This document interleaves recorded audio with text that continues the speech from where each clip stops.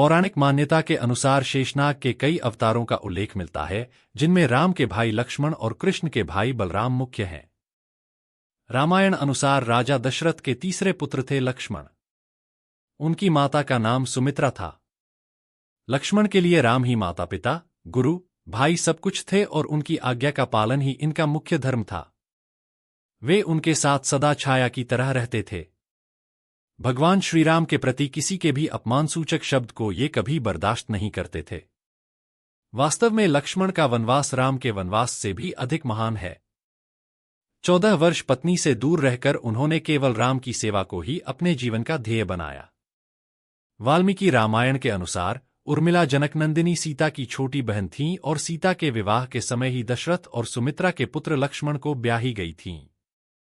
जब राम और सीता के साथ लक्ष्मण भी वनवास को जाने लगे तब पत्नी उर्मिला ने भी उनके साथ जाने की जिद की, परंतु लक्ष्मण ने उन्हें यह कहकर मना कर दिया कि अयोध्या के राज्य को और माताओं को उनकी आवश्यकता है। उर्मिला के लिए यह बहुत कठिन समय था, ऐसे में जबकि वह नववधू थी और उसके दाम्पत्य जीवन की तो अभी शुरुआत ही हुई थी। लक्ष्मण के वनवास जाने के बाद उर्मिला के पिता अयोध्या आए और उर्मिला को मायके चलने का अनुरोध करने लगे, ताकि मां और सखियों के सानिध्य में उर्मिला का पति वियोग का दुख कुछ कम हो सके। परंतु उर्मिला ने अपने मायके मिथिला जाने से इनकार करते हुए कहा कि पति की आज्ञा अनुसार पति के परिजनों के साथ रहना और दुख में उनका साथ न छोड़ना ही अब उसका धर्म है। यह उर्मिला का अखंड पतिव्रत धर्म था। जब लक्ष्मण जा रहे थे तब इस सबसे विकट क्षणों में भी उर्मिला आंसू न बहा सकी, क्योंकि उनके पति लक्ष्मण ने उनसे एक और वचन लिया था कि वह कभी आंसू न बहाएंगी, क्योंकि अगर वह अपने दुख में डूबी रहेंगी तो परिजनों का ख्याल नहीं रख पाएंगी। लेकिन अब सवाल यह उठता है कि लक्ष्मण अपनी पत्नी उर्मिला से 14 वर्ष तक दूर रहे तो उर्मिला ने इस दौरान क्या किया? इस संबंध में मान्यता कर आधारित एक कथा पढ़ने को मिलती है। इस कथा का वर्णन रामचरितमानस आदि में नहीं मिलता है। कथा यह है कि रावण के पुत्र मेघनाद को यह वरदान था कि जो व्यक्ति 14 वर्षों तक सोया न हो वही उसे हरा सकता है।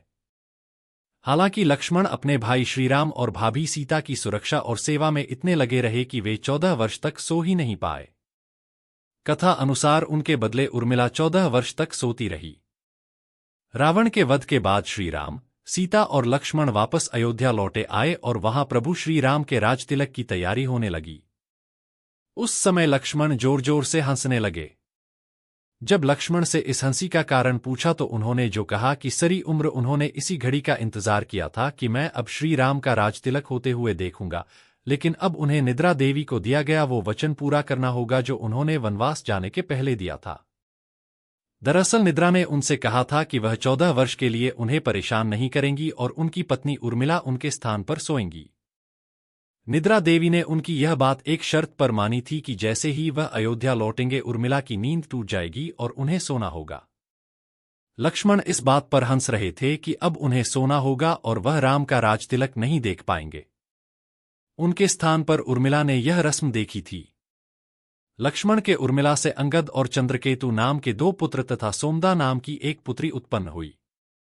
अंगद ने अंगदियापुरी तथा चंद्रकेतु ने चंद्रकांतापुरी की स्थापना की थी।